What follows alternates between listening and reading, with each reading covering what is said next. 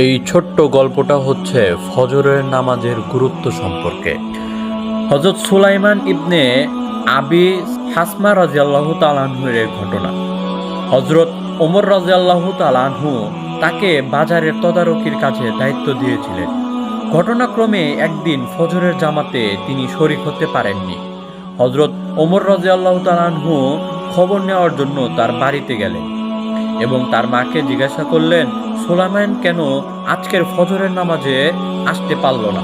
তার মা বলল, সারা রাত সে নফল নামাজ পড়ছিল, তাই ঘুমের চাপে চোখ লেগে গিয়েছিল, তাই মসজিদে যেতে পারেননি।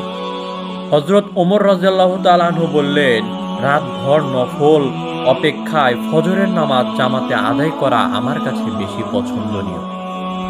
তো আমাদের নফল নামাজের পাশাপাশি এটা খেয়াল রাখতে হবে যে আমাদের ফরজ সব ইবাদত যেন না ছুটে যায়।